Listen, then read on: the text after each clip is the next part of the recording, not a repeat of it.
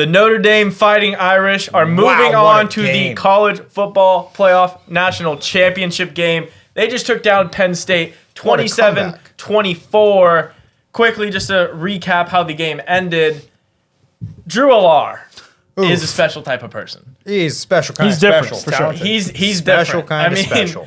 Absolute collapse at the end of the game, throwing an interception with 33 seconds left from his own 28-yard line, giving Notre Dame the ball. He threw it across the middle. He said he was trying to dirt the ball at the receiver's feet, threw it right to the defender, gave Notre Dame a pretty easy couple yards into a game-winning field goal. They are now eliminated as James Franklin and Penn State tend to be. Big game, James. Big game, James. Yep. I think he's 3-17 now against top like 6 opponents or something like that. It's like the most insane stat I've heard for a coach that still has his job. He's elite. Riley Leonard, 15 of 21, 260 yards, 2 touchdowns, 2 picks. Drew Alar, 12 of 23, 135 yards, 0 touchdowns, 1 interception. Mario, I want to start with you because everyone here picked Penn State to win besides me. Yeah.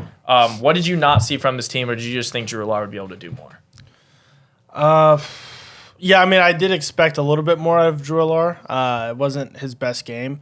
I still think Penn State could have done enough to win the game. They kind of shot I mean, it should have gone to overtime.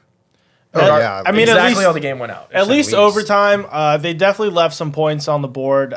They got the turnovers, a few costly ones by Riley Leonard, which I thought this game would come down to whoever makes the crucial errors. But I guess Drew had something at the very end of the game, roll. just waiting. But I mean, it was a tough game. I knew it'd be close. Both teams ran the ball extremely well. Singleton was fantastic. Jeremiah Love was amazing. Yeah, Penn State rushed for 204 yards on 43 carries. So they were extremely effective. They don't usually lose games when they do that. But, Yeah. I mean, you got Drew Alar, you got James Franklin. It's a nasty duo. It's a nasty duo. That two-man undefeated It's up in there. some sense. Yeah, Ryan, crazy. when you're looking at this from, I guess, like a Penn State perspective, did it surprise? It didn't surprise me only because it was Penn State, and I thought they were like playing really good football, but they just never seemed to get it done. Yeah, it wasn't really surprising. I knew this game was going to come down to the wire. I knew it was going to be close no matter what.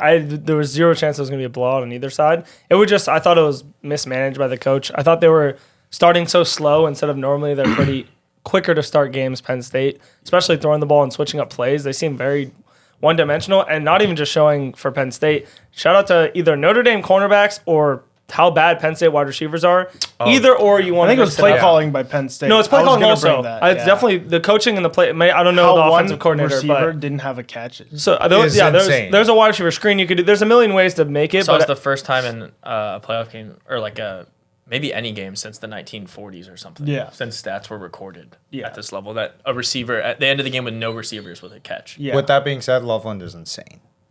who's Loveland? Or not Loveland. Who's their tight end? You Sorry. want Tyler Tyler Warren. Warren? Yeah, I mean, Warren. Tyler Warren. Loveland's also insane, but yeah. Yeah, different team. Yeah.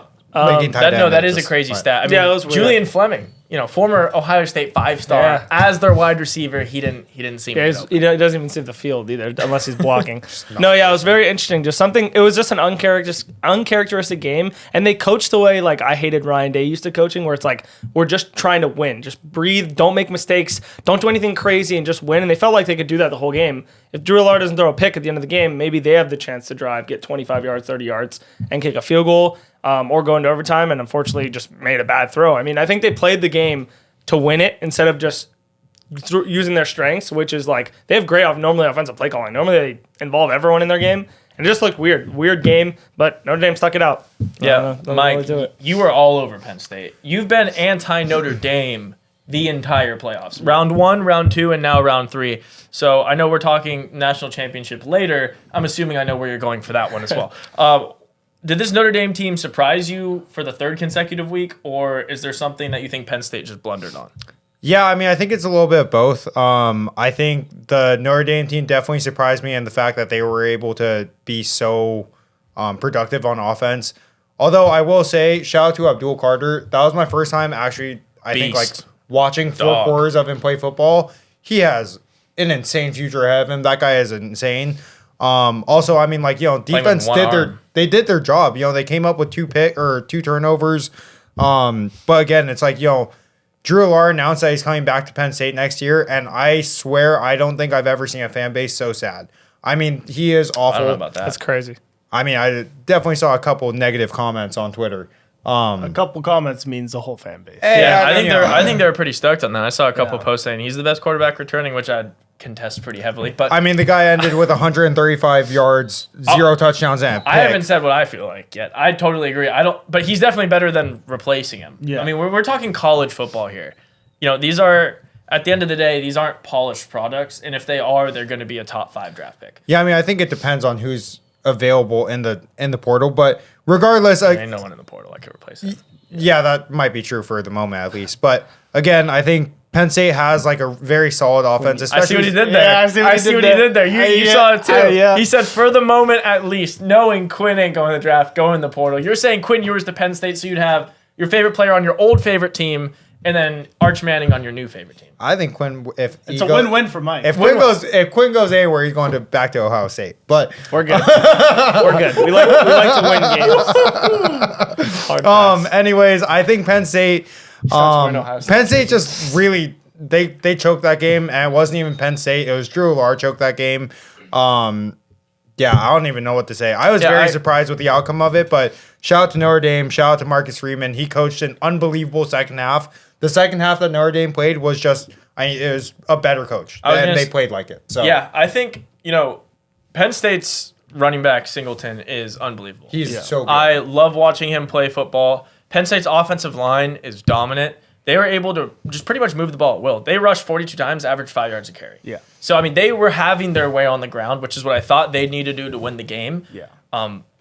Drew Alar really hurt them through the air. Whether it's receivers not getting open, whether it's play calling, whatever, completing 12 passes for 135 yards and no touchdowns. Inexcusable. It's really hard to go to a national championship doing that against a good team. Like, you're going to have to play so insanely well everywhere else, which they pretty much did. Yeah. They were going to go into overtime. Even he just had to not turn it over to go to overtime. No, yeah, but he wasn't doing anything for them. Like, he rushed, 6 times for 17 yards?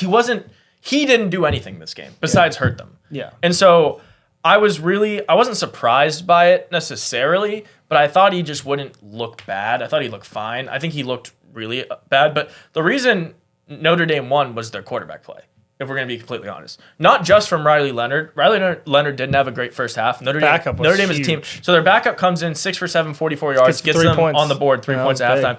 Riley Leonard comes in. Guys, I don't know.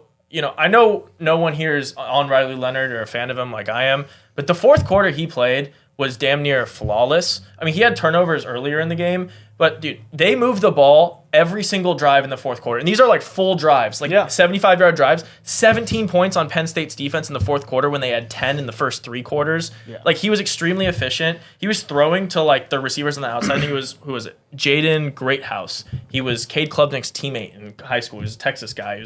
And he played out of his mind, 105 receiving yards and a touchdown. He's the guy that broke both the corners.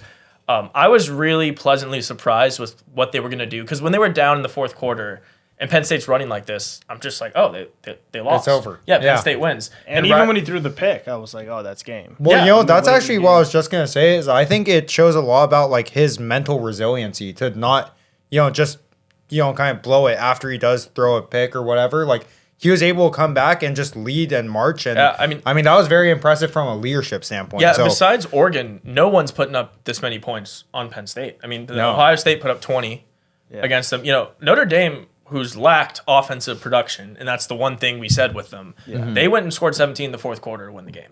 So I was really impressed with that. Like I said, Drew Alar was very underwhelming. I know he's coming back for his senior season. We're not talking about their prospects for next year or anything, but I'm not as high on him as I thought I would be. I think a performance like this also really hurts your mental as a quarterback. We've seen a lot of quarterbacks do stuff like this and not be able to really get over it. I know we're going to talk Ohio State and Texas in the past, but it's just like when you have a Quinn Ewers type game where you're turning over the ball and losing, playoff games. Anytime you go into a big game, that's always in the back it's in your mind. And then it happens again and again. You see it over and over again. Yeah. But I think the main takeaway here, it's got to be James Franklin. I mean, this was if there's ever a path to a fucking championship, dude. It is.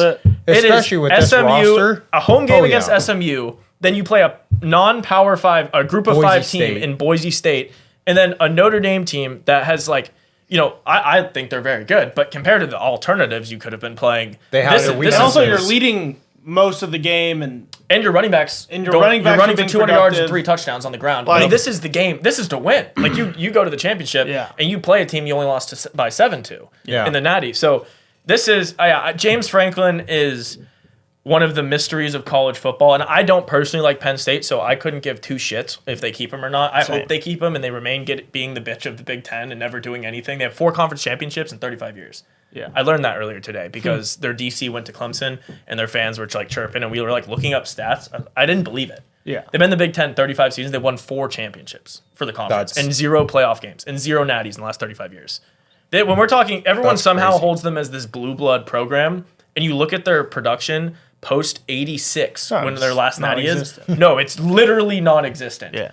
Like there are other programs that you'd say are not good at all that have way better numbers. Like you look at like a USC. USC is way more of a blue blood than Penn State. Don't get it twisted. I mean, like even just the one Reggie Bush season is better than these guys have had in the last 35 years, and they're gonna keep James Franklin around forever.